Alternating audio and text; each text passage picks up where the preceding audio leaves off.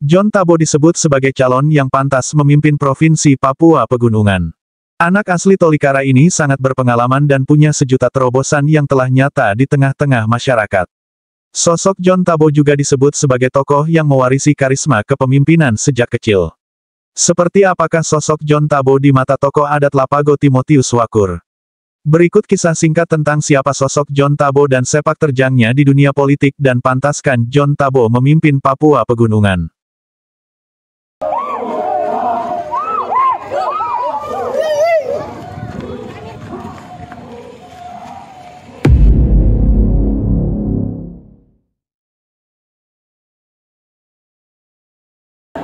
Saya rasa negara Indonesia itu sudah perhitungan dia. Negara Indonesia, saya katakan negara Indonesia sudah memperhitungkan dia. Karena beberapa terobosan-terobosan yang dia buat. Pemekaran kabupaten, waktu itu kami dia pimpinan DPR, 8 kabupaten. Dari situ dia terus dan pulangkan satu-satunya TPM-OPM yang dipulangkan itu karena pengaruh karismanya itu. Seorang John Tabo. Orang tanya, dia apa pakai obat? Dia pakai alat, tapi memang karismanya itu dari keturunan. Iya. Karena saya pernah TT itu dari dia punya bapak. Jadi karisma ini bawa terus. Dan Tolikara aman itu karena waktu dia pimpin. Nah, setelah lepas kacau, kami dua keluar, keadaan Tolikara orang sudah tahu. Dulu satu kepemimpinan yang jadi contoh adalah dana waktu itu hanya 75 miliar. Akhirnya 350 miliar baru kelola. Dan itu terobosan luar biasa. Kirim anak-anak sekolah, bangun asrama, terobosan luar biasa. Pendidikan. Periode ketiga dia maju, saya jadi jurkam. Kita menang, bukan kalah menang di lapangan. Kami menang waktu itu. Minta maaf, kami menang waktu itu.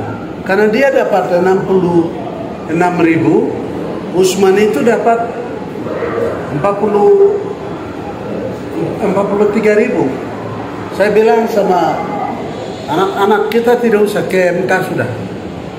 Tapi PSU dirancang oleh Lukas pakai uang turun, kita dikalahkan. Tapi tidak pernah semangat kami dua itu patah. Kemenangan ditunda. Tetap terus berjuang. Nyatanya Tolikara dikalahkan, Mambra Moraya dia bisa menang. Karena itu bekas penginjilan orang tua dia dan orang tua saya sampai hari ini. Satu hal lagi yang tidak bisa ditiru oleh pemimpin siapapun di Papua ini, masalah pemekaran kesejahteraan orang seluruh Papua. Desa, pemekaran desa, pemekaran distrik, tidak ada sebanding dengan dia. Itu hanya John Tabo yang bisa bikin.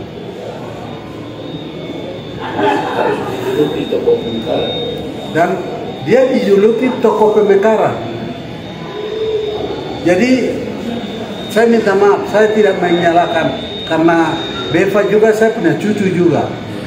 Kan dia punya bapak itu saya punya keponakan juga. Tetapi apa yang terjadi? dia pimpin menolak pemekaran provinsi. Terus hampir Mamramo Tengah menolak pemekaran provinsi. Jaya Wijaya ini menolak provinsi. Harus saya bilang, anak, jalan, maju. Masih ada matahari terbit, dipercaya oleh matahari terbit sampai dengan terbenamnya negara Republik Indonesia, masih percaya kau pasti menang. Dan ternyata sekarang orang berkelahi untuk mau jadi gubernur Papua Selatan, Papua Tengah.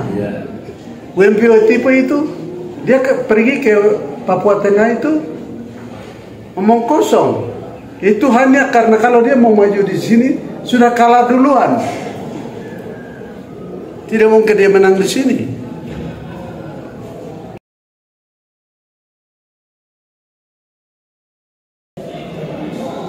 Rekam jejak sudah jelas. Satu, kepemimpinan itu bukan setelah jadi bupati baru belajar pemimpin, tidak. Bukan itu. Karisma dari lahir. Kalau kepemimpinan bisa belajar melalui ilmu pendidikan, tapi karisma ini itu dari Tuhan. Dan yang kedua, bukan layak.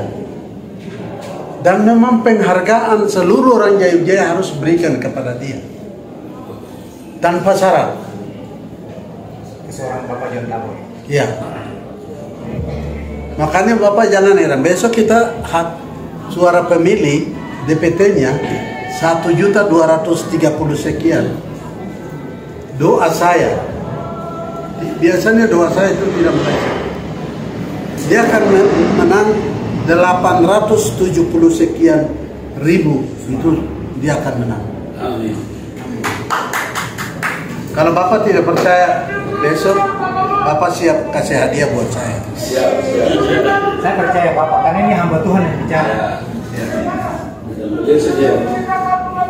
Dan semua teman-teman saya sudah tidak ada yang merintis hal ini. Bukan karena dia keluarga yang saya bicara, tidak. Saya tahu karena saya belajar ilmu kepemimpinan di Malang. Guru saya itu Profesor Saitafi di Umbra di Malang. Saya tahu. Jadi kalau orang bilang ini orang karakter pemimpin setelah jadi dipilih baru jadi belajar, itu mau kosong. Dia bicara satu A tetapi alam rumput, akar rumput berdiri.